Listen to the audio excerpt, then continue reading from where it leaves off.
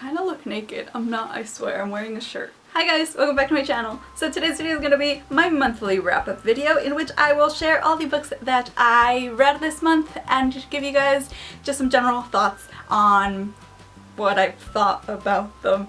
That made sense in my head. This month I had a pretty good reading month. I think I was feeling a little slumpy. I still kind of am feeling a little slumpy.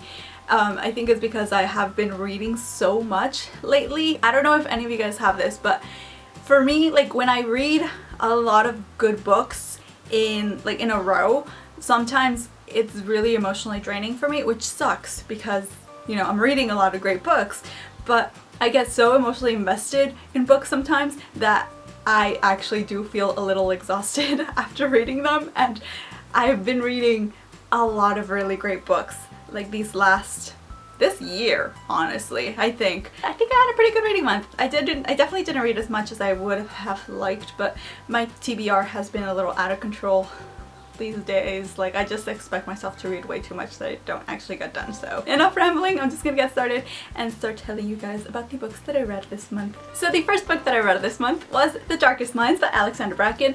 I love this book so much. I'm not gonna go too much into detail about this because I actually did film a review for this, which I will link right here for you guys to go and check out. So this is a dystopian novel in which there has been an epidemic that has killed the majority of the children in this world, and the children who survived found themselves having different kind of powers, so they are deemed as dangerous by the government and they are put in these camps to rehabilitate them. But as we know, this is a dystopian, so obviously that doesn't happen, and our main protagonist in this series, her name is Rioux, was put into one of those camps when she was really young, and through a series of events she breaks out of this camp and then things happen. She meets a few other people, one of which is Liam, and I absolutely adore Liam. I feel like this is one of the most talked about and well-loved series here on YouTube, and it took me so long to finally get to it, and I am obsessed. I loved it so much. The writing is really great. I love all the characters.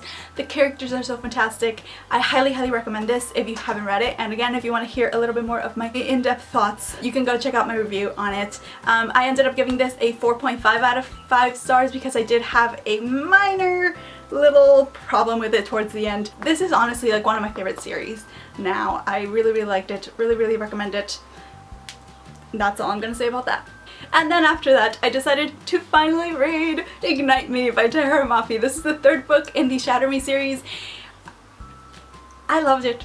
I loved it so much. I am so happy that I finally completed this trilogy. It is such a great trilogy. Juliet is one of my favorite characters in the world now. Like, her character development from the first book to this book is so...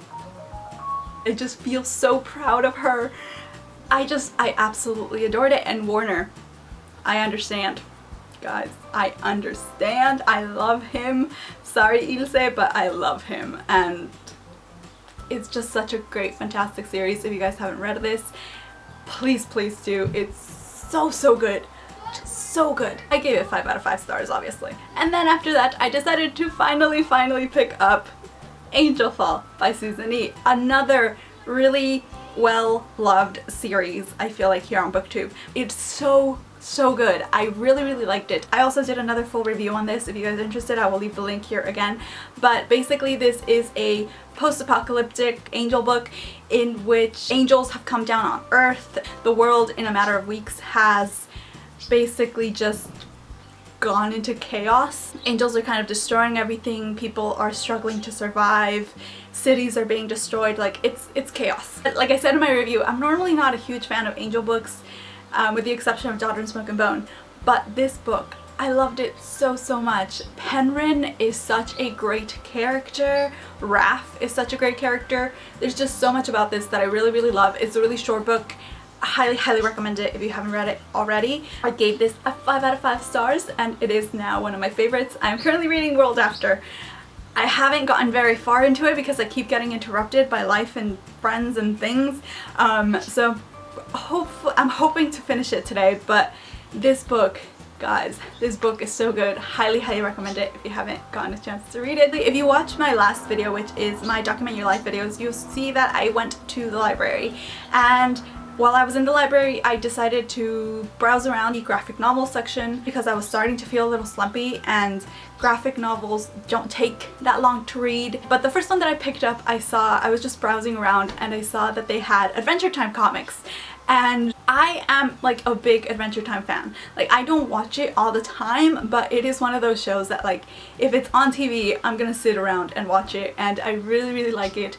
It's so funny, it's so smart. Like, I really like that TV show. So I saw that they had a few comics. The one that really grabbed my attention was Adventure Time, The Adventures of Fiona and Cake, I believe it's what it's called. It's basically Adventure Time, but it's gender bender. So all of the male characters are female characters, all the female characters are male characters. It was just Adventure Time, gender bent, which Adventure Time is already awesome, but I actually really, really like the gender bent version of it. I don't know if they've made more volumes of it. I only saw that one volume at the library, so I really hope they make more volumes of it eventually, because it was really fun. I ended up giving it a 4 out of 5 stars. On that same day, I also read The Golden Twine by Rioux. This one was about this orphan girl who sneakily travels with a traveling circus.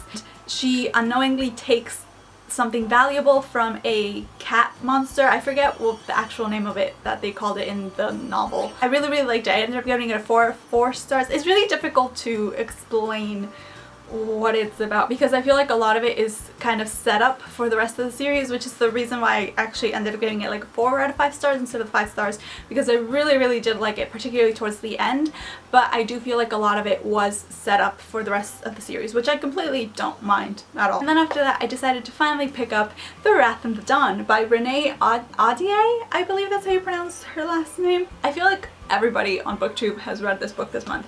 The reason why I decided to pick it up was because Jillian from Bookish and Nerdy raved about this book, and I follow her on Twitter and I follow her on Goodreads, and I loved reading all of her reactions as she was reading this, and she just made me so excited to read this. So I actually kind of bought it because of her. This is basically a retelling of 1001 Nights. This one is obviously like a lot more complicated. There's a lot of subplots in there. I really, really liked it. I don't think I loved it as much as Jillian did. I still really, really enjoyed it. I give it a 4 out of 5 stars, and I'm definitely looking forward to the rest of the series. The next book is probably going to be no surprise, honestly. I decided to read Never Fade after that. This is the second book in the Darkest Minds trilogy. I loved it. I'm so excited to finish off the series.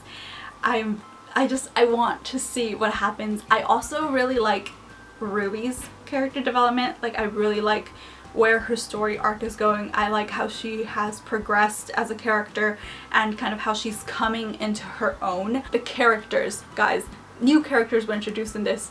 I love them. I love them so much.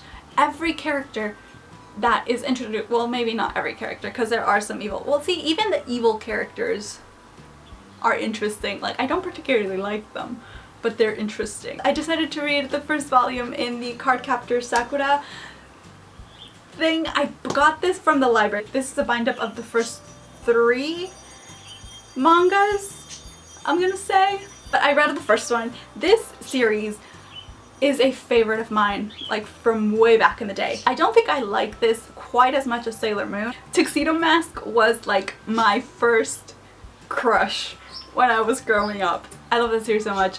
It'll always be one of my favorites, but this, I also really like this. I've never actually read the manga for this. I've only watched the anime, and I liked it. It was kind of slow. I feel like it was kind of slow. So I wanted to give it 3 stars, but I think I ended up giving it like 4 stars just because of like the nostalgic factor. I'm still interested in finishing off the rest of it, and it did start getting better like towards the end of the first volume, to be honest. And I'm actually very tempted now to rewatch the manga, although right now I really want to watch Inuyasha. I was having this conversation, I think yesterday, with Ashley. I will have her link down in the bottom bar for her channel. We were having this conversation on Twitter. She was talking about how Inuyasha is now available on Netflix, and Inuyasha is one of my all-time favorite animes. Like, you guys don't understand. Like, I shipped Kagome with Inuyasha so much. They were one of my first ever like hardcore ships, and I love them so much, and she made me really tempted to rewatch the anime, or at least the movies. So maybe I'll watch that first before getting into this. Anyway, I'm going off on a tangent here now, but the point is, I really enjoyed this. It was nice to relive part of my childhood by reading this, and I'm looking forward to reading the other 2 volumes, hopefully, sometime this week. And last but not least, I read Nimona by Noelle Stevenson. I completely love this. This is a new favorite. I gave it 5 out of 5 stars. This is a novel about a girl named Nimona who becomes the assistant of this evil mastermind. It's really hard to explain because I don't want to give anything away, but the point is, I love this. I would just really like the art. The story was really funny. It was really enticing. Like, I just wanted to keep reading it, especially towards the end when you discover certain things. I really liked it. I highly recommend it. I believe this is a standalone. Also, correct me if I'm wrong, but I believe that Noelle Stevenson is the person who did the fangirl art. I mean, feel free to correct me if I'm wrong, but I believe it is. And this is actually blurred by Rainbow Rowell. So that's it for this video. Those were all of the books that I read this month. I really hope that you guys liked it. Please be sure to let me know what books you read this month and which ones were your favorites, or if you read any of the books that I mentioned and your thoughts about them. That is it, and I will see you guys next time. Bye guys!